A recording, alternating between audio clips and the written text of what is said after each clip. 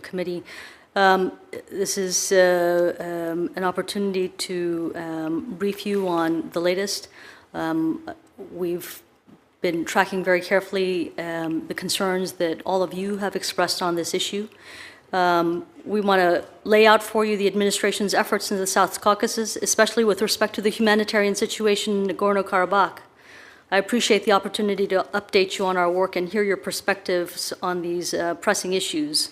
As you know, we've been working very intensely over the past few months to address the deteriorating humanitarian situation in Nagorno-Karabakh.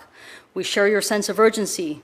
We're deeply concerned by the continued closure of the Lachin corridor and the impacts this closure is having on the people of Nagorno-Karabakh. I want to be clear that we view the status quo as completely unacceptable. We will not stop working until we have a resolution. We've consistently said that that corridor must be open to commercial, humanitarian, and private traffic. We've conveyed that message both publicly and privately to all levels of the government of Azerbaijan on numerous occasions. Access to food, medicine, baby formula, and energy should never be held hostage. Secretary Blinken, Senior Advisor for Caucasus Negotiations Lou Bono, colleagues at USAID, and many others, including myself, have been intensely engaged on this issue with a wide range of contacts at all levels to press for the immediate and simultaneous opening of the Lachin corridor, as well as other routes to humanitarian, commercial, and private traffic to allow passage of urgently needed humanitarian supplies. We welcome the news that one shipment carrying approximately 20 tons of humanitarian supplies passed through the Agdam route into Nagorno-Karabakh on September 12th. But as you said, Mr. Chairman, that is not enough. Additional humanitarian supplies from the International Committee of the Red Cross have been positioned for weeks just outside the Lachin and Agdam checkpoints. Senior Advisor Bono is once again in the region, that's why he's not here with me today, to press for these supplies to be allowed into Nagorno-Karabakh immediately and simultaneously. President Aliyev, as well as representatives of Nagorno-Karabakh, have publicly stated that they've agreed to this arrangement. There should be no more delay in implementing this agreement, no more delay. It's essential for these supplies, which have been, again, ready to move for weeks, to finally be delivered to the people in Nagorno-Karabakh now. It's also essential to achieve a more sustainable arrangement for the men, women, and children in Nagorno-Karabakh. In this context, we urge the government of Azerbaijan to restore free transit of commercial, humanitarian, and passenger vehicles, both in and out of the Lachin corridor expeditiously, while we recognize also the importance of additional routes. One of the many challenges to a solution in this region is deep mistrust following decades of conflict and instability. We need to continue to encourage all sides to work constructively and to encourage those in Nagorno-Karabakh to accept humanitarian assistance from reputable international sources like the ICRC. Whatever compromise is ultimately reached, the only path forward is through dialogue and compromise to build trust. The root causes of instability and conflict that have plagued this region for so long have to be addressed. The administration continues to believe that peace in the South Caucasus has the potential to transform the region and advance U.S. interests. We now have a strategic opportunity to combat malign influence in the region from actors like Russia, China, and Iran by achieving a durable peace that will expand our bilateral economic and security cooperation and provide greater energy security for European partners and allies.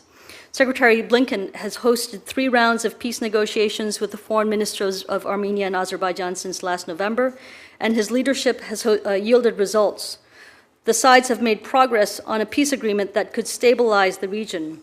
Armenia and Azerbaijan's border commissions have begun discussions on the complicated issue of delimiting the border, and we will continue to support progress on a peace agreement between the sides. Progress will not come easily or quickly, but we're determined to do all we can to support a dignified, and durable peace, an objective that is imperative in the broader regional context. We've invested in this effort because we believe peace between Armenia and Azerbaijan would have cascading benefits for the region that are in the U.S. national interest. A dignified and durable peace could facilitate regional energy security and boost regional transportation links, in turn improving economic prospects of all countries in the region and improving the lives of millions. The United States could increase our security cooperation in the region and build the confidence and capacity of each country to preserve and protect its sovereignty and independence. In the context of any peace discussions, we've made clear that the rights and security of the ethnic Armenians of Nagorno-Karabakh must be protected. This is an essential element of any durable and dignified peace agreement. Azerbaijan must provide internationally verifiable assurances of respect for their rights and their ability to remain in their homes and live without fear. In closing, I want to be clear about a critical issue.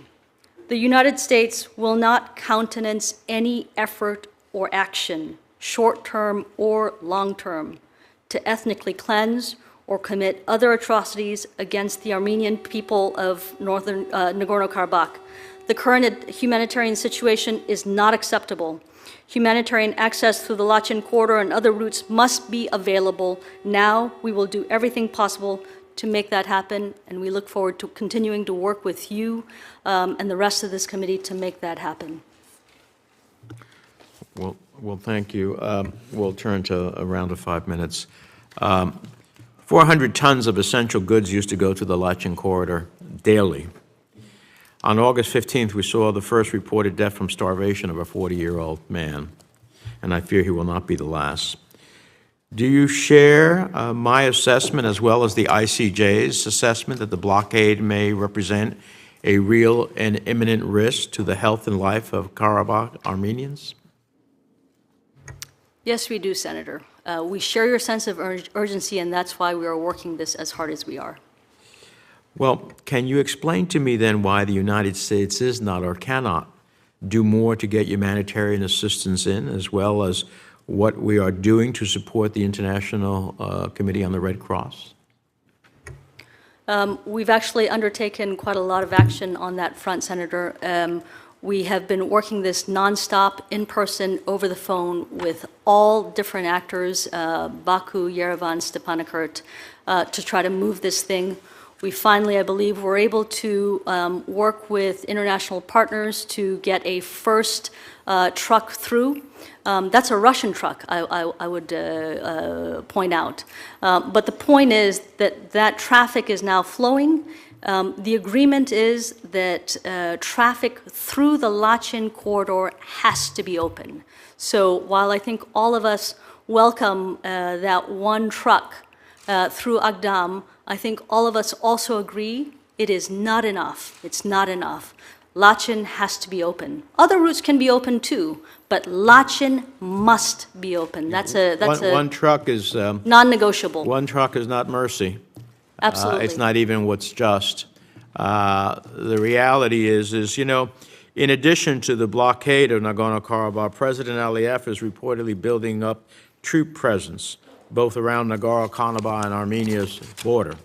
Surely we can't take anything he says about wanting to find a solution to the crisis seriously when he is withholding food and also threatening violence. To me, that's pretty outrageous. I'm concerned that we are not, I hear your testimony, but I am concerned that we are not bringing urgency to this situation and taking a whole of government approach to pressure Aliyev. How real are the fears of renewed war? And what is the department doing to avert an Azerbaijani attack on the people of Nagorno-Karabakh and Armenia? Has the State Department told him to stand down and threaten sanctions? Has the White House and National Security Council told him to stand down? Has the Pentagon, through contacts in the Azerbaijani military, told him to stand down? These are the problems that I have with the waivers of Section 907. I don't understand. If that is about having influence with the Azerbaijanis, they're not working very well. And if anything, it is giving them a qualitative edge over Armenia's defense. So can you answer those questions for me?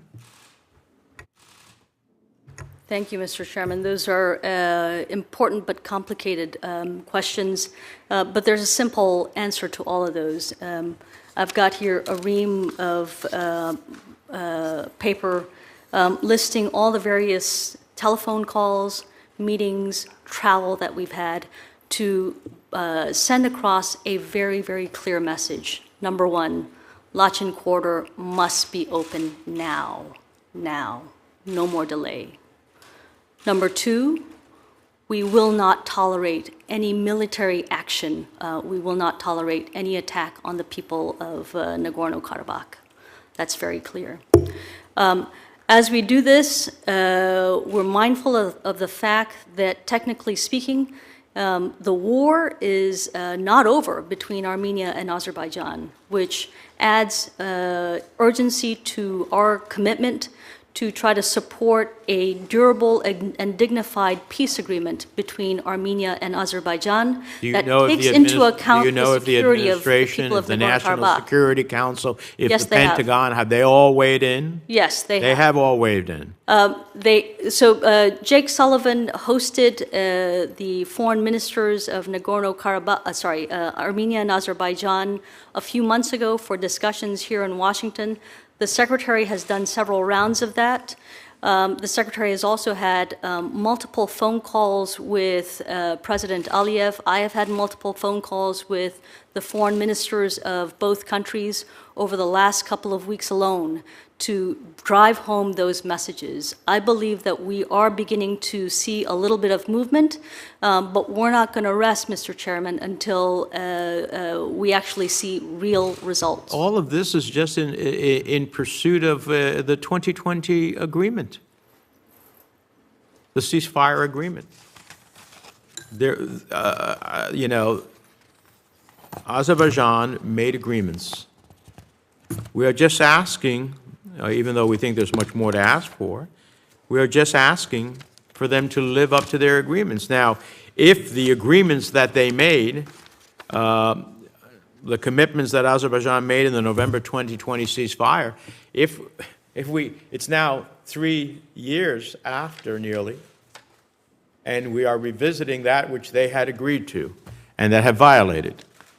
So I just hope you'll tell the Secretary on my behalf that I would hate to see that this administration stands by and allows ethnic cleansing to take place on their watch and under their eye. We don't have to wait for reports of what happened a decade later. It's happening in real time. I've already raised this question at previous hearings, months ago.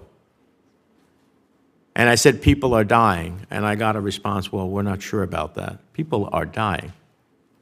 I don't know how many more have to die. And I certainly expect that if this continues, even if this is abated tomorrow, that we're not going to keep waiving Section 907. We only embolden Aliyev. We give him a message that it's okay. That's the wrong message. Senator Ricketts. Thank you, Mr. Chairman. Thank you, Assistant Secretary Kim. Since the breakup of the Soviet Union, Armenia has been an important security partner for Russia and houses one of the few military bases the Kremlin maintains on foreign soil. It's also remained a member of the Collective Security Treaty Organization. Armenia prioritizes its relationship with Russia mainly because it's the only game in town for security on Nagorno-Karabakh. However, given Russia's reluctance to intervene in the 2020 conflict and enforce the ceasefire agreement, since Armenia appears Armenia has second thoughts about its longtime partnership with Russia and shifts toward the West. Earlier this month, the Armenian Prime Minister said that the country's reliance on Russia wasn't paying off, particularly as Moscow struggles to supply its own military, let alone partnering with other militaries. He continued, dependence on just one partner in security matters is a strategic mistake. Armenia followed up by announcing its first ever tranche of humanitarian assistance to Ukraine. And this week, U.S. forces commenced 10 days of joint exercises with Armenian soldiers. This is clearly an embarrassing setback for the Kremlin, which has summoned Armenia's ambassador to complain about unfriendly steps the country was taking. Does Armenia's recent actions represent a permanent shift away from Russia, or simply a shot across the bow for Moscow to intervene more forcibly in Nagorno-Karabakh? Do you have thoughts on this? What direction is Armenia going? Senator, thanks for that question. I think after Russia took the action that it did against its neighbor Ukraine on February 24th last year, all of Russia's neighbors are sleeping with one eye open, as they should be. I think all of them are understanding that as they watch this vivid, grotesque demonstration of Russia's disregard for the territorial integrity and sovereignty of their neighbors, they are beginning to have second thoughts about having invited Russian troops onto their territory, relying on Russia as their sole source of energy, hosting Russian military installations in their lands. And this is a set of questions that deserve to come up. What it also does is it represents an opportunity for us to develop these relationships. And so, Senator, as you point out, our military is out there in Armenia to conduct our first ever bilateral military exercise with Armenia, and we're going to continue to take advantage of it. Okay, so specifically, you were very broad when you started off your remarks there. Specifically with regard to Armenia, is Armenia, again, is this a shot across the bow to Moscow to get them to pay more attention to Nagorno-Karabakh, or is it more about they want to move away from Russia permanently and more toward the West? Do you have an opinion on that? I think it's too early to tell. Too early to tell? But it doesn't mean that we shouldn't jump in there to turn it into exactly what we would like to see it be, which is a real decision to partner with us as opposed to Russia. But to get there, we need to be present, which is why our assistance to Armenia counts so much and our partnership counts so much. So given Armenia's reliance economically, militarily, and so forth on Russia, are there concerns or is there a risk that Russia might respond more forcibly if they continue to see the Armenians move toward the West? I think Russia has proven itself and Putin has proven himself to be vindictive to anyone who does not bend to his will. So yes, we are very much on the alert for that. So what's your thoughts on the strategy of how we walk that line then between continuing to develop relationships with Armenia and not triggering some sort of Russian response that would be more forceful? I think we've got to keep a close watch on the situation. We need to increase the array of assistance that we provide to Armenia, whether it's developmental assistance, whether it's defense partnerships, security activities, and expand those out as much as we can in a way that is acceptable for the Armenians themselves, right? This can't be a unilateral move. So we got to do this in true partnership with Armenia and make sure that we're providing the support that they need to make the turn that they'd like to make. So Russian sanctions evasion has been a particular problem in the Caucasus. And Armenia has allowed Russia to access key microchips and electronics that Russia needs for its war on Ukraine. Has Armenian enforcement of these sanctions improved, or does it remain a country of concern for sanctions evasions? I believe that they have been observing those sanctions. They've been observing the sanctions. They've been shutting off Russia from getting microchips and so forth? I believe so, but I'm going to have to... Yeah, we'll take that question back and get back to you, sir. Great. Thank you very much. Mr. Chairman, thanks. Thank you. Madam Secretary, thank you very much for your service. We appreciate it.